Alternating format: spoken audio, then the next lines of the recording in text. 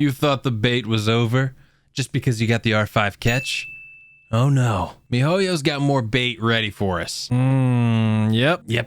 Drifting Luminescence banner for Kokomi just came out, and she is accompanied by none other than Xingqiu, Beidou, and Rosaria. 3 of hands down the best support characters in the game. Rosaria, some people might not think as much, but I actually really enjoy Rosaria. I was kind of hating on her for a while, but after building her, she is stupid fun, and she gives your team a lot of crit rate if you build her right. But let's just have a talk about if you should be wishing for these characters or not. We're also going to talk about the weapon banner for a second, but dude, I can't shake the feeling that this is such a bait. And when I say that, I don't think that Kokomi is going to be like awful. I think if you want Kokomi, you hit a gold mine. But for most players who aren't looking for a 5-star healer, this feels like a real swift kick in the dick. Real quick, let's talk about how many copies of each of these characters you need for them to be viable. Xingqiu is amazing at C0. He starts ramping up his damage though at C2. C2 is probably the point where I would say, okay, if I'm getting close to pity, I got C2, I'm happy, I'm out. I don't want to push any further. That's going to be a great stopping point. C2 Xingqiu is really good. For Beidou, it's the same thing. C2 is literally all you need. And we just got a free one not too long ago, so you only need 2 copies. You don't even need to get all 3 if you got the free Beidou. But Beidou C2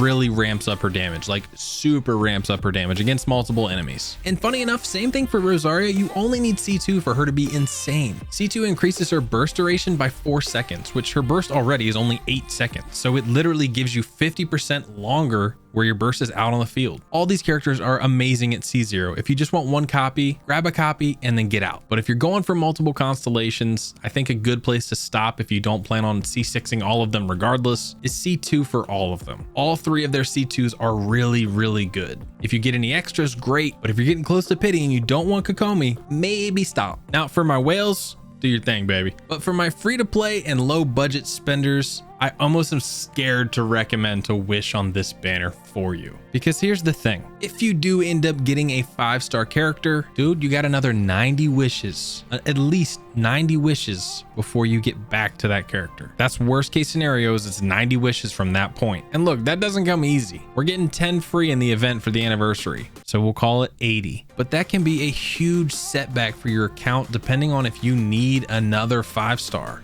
But if you need a good DPS 5-star, if you're trying to pull for one of the other event 5-stars or you're thinking about it because your account needs a good DPS character, this is an instant skip for you. Do not pull on this banner unless you have DPS characters that you already have or that you're planning on building or building up or whatever. Don't wish on this banner if your account is not ready for it. Now, there is a clause in there where if you just want Kokomi, go for it. Because I got news for you. The people that want Kokomi got the best deal ever because all the 4-stars that she's accompanied by are amazing. So I'm super happy for the people that want Kokomi. I know I've got some people in the comment section that are going to be like, yes, Kokomi, I can't wait for the banner. I'm super pumped for you, yo. I cannot wait. So definitely let me know if you plan on wishing on this banner, and are you going for Kokomi or are you going for 4-stars? Because I got a feeling we're going to be releasing a video of me wishing on this banner and trying not to get the event character. Ooh. We did that before with Kazuha and it didn't really work out. So maybe we'll lose a 50-50 this time. But moving on to the weapon banner, there is look, this is even more of a bait. So the weapon banner is going to be Primordial Jade Cutter, one of the easiest weapons to build around in the game, probably one of the best 5-star weapons straight up just in the game, and Everlasting Moonglow. Let's talk about Everlasting Moonglow real quick just so it kind of makes sense. It's got an HP percent of 49.6%. It does healing bonus. It gives you normal attack damage based on your max HP, and then 12 seconds after using your elemental burst, normal attacks that hit opponents will restore 0.6 energy. Energy can be restored this way once every 0.1 seconds. It's like a buffed up prototype Amber, but here's the thing. No one uses prototype Amber. So literally, if you're building a character that's a catalyst user, that's a healer, aka Barbara or Kokomi, dude, Thrilling Tales of the Dragon Slayer maxes out at 35% HP. You lose 14% HP and it's a 3-star. And when it's refinement rank 5, which everybody can get to pretty quick, you switch to your next character and they get a 48% attack increase. I'm just saying, this has way more value to me than getting an extra, like, what, 300 attack, especially if you're using it on Kokomi because she can't crit. The 4 stars that we have on this banner are pretty good. Favonius Greatsword and the Codex, Dragon's Bane, the Flute, meh, and then Stringless. All these weapons are pretty solid. Outside of the Flute, I could recommend fully building all of these weapons. But dude, they gave us a weapon that people want so bad. Like, I want the Jade Cutter so bad, but I just can't see wishing on this banner. Back when Jade Cutter came out the first time, it came out with Jade Primordial Wing Spear. That meant that if you got to 50-50, where it was between one of the 2 banner weapons, you were gonna get a good weapon no matter what. But this, you have to win a 50-50 to get a chance at one of these 2. And then you have to hope that you hit the Jade Cutter and not the Everlasting Moonglow. Because I got news for you, Everlasting Moonglow is gonna be an everlasting stain on your account that you're literally never gonna build unless you're going for Kokomi. If you're wishing for Kokomi and you're excited to build Kokomi and you want an absolute tank healer that's gonna just be amazing for your account, more power to you. Wish for this because again, you got the better deal here because you're excited about Kokomi. I personally can't recommend wishing on this whatsoever unless you're going for Kokomi. If you're planning on getting 1 copy of Kokomi and 1 copy of the Everlasting Moonglow, if that's what you're shooting for, because guess what? If you do lose your 50-50 and get a Primordial Jade Cutter, you literally got one of the best weapons in the game. That thing comes base with a 44% crit rate. Do you understand? That's how much crit rate some characters have in general, like fully built characters. That's insane. Yeah, I don't know, man. I can't recommend wishing on these banners.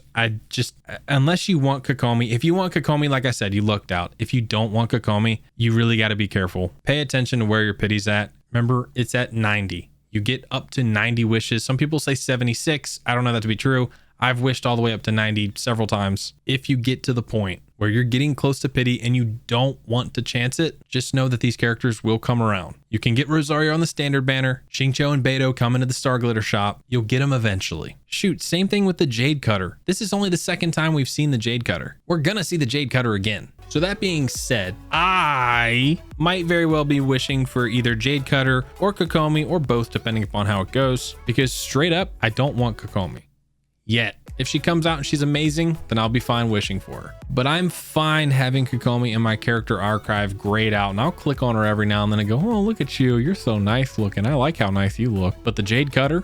Oh, I want the Jade Cutter bad. I just want to put it on Kazuha, I'll be honest. Anyway, let me know what you guys think. Are you going to be wishing on the character banner, on the weapon banner? What are your plans? Because we got, what, 2 days? This is coming out on the 19th.